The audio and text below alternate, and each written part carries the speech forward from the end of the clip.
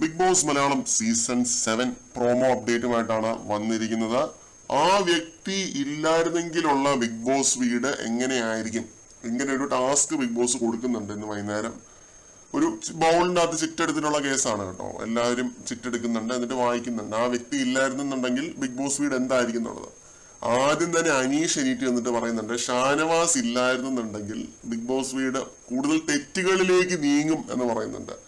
പിന്നെ ആദില പറയുന്നുണ്ട്, അനുമോൾ ഇല്ലായിരുന്നെങ്കിൽ കുറച്ച് ഡ്രാമ കുറഞ്ഞു കിട്ടിയേനെ എന്ന് പറയുന്നുണ്ട്.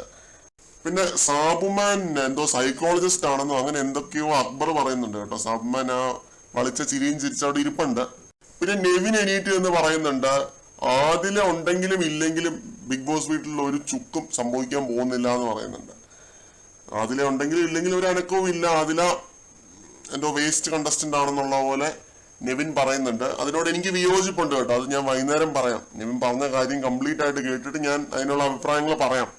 ആദില ഇപ്പൊ നല്ല രീതിയിൽ ഇമ്പ്രൂവ് ആയി വരുന്നുണ്ട്. ആദിലയുടെ ഗെയിം നല്ലപോലെ തന്നെ ഇമ്പ്രൂവ് ആയി വരുന്നതായിട്ടാണ് എനിക്ക് ഫീൽ ചെയ്തിട്ടുള്ളത്. പിന്നെ അനുമോൾക്ക് കറക്റ്റ് ഒരാളെ കിട്ടിയെന്ന് ലാലേട്ടൻ പറയുന്നത്. അനീഷിനെ ആയിരിക്കും കിട്ടിയത് മിക്കവാറും. അനീഷിന്റെ പേര് വെച്ചിട്ടായിരിക്കും അനുമോൾ പറയാനായിട്ട് പോകുന്നത്. അപ്പൊ ഇതാണ് ഈ ഒരു പ്രോമോ. ഈ ഒരു ടാസ്ക് മിക്കവാറും എല്ലാവരും അവരവർക്ക് ഇഷ്ടമുള്ള കണ്ടസ്റ്റൻസിനെ തന്നെ തിരഞ്ഞെടുക്കാനായിട്ടുള്ള സാധ്യതയാണ് കാണുന്നത്.